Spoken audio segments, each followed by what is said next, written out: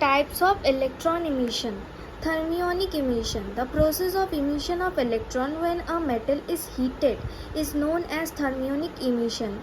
The electron emitted in this way are called thermions. Photoelectric emission. The process of emission of electron when light of suitable frequency is incident on a metal surface is known as photoelectric emission. The electron emitted so as are called photoelectron. Field emission.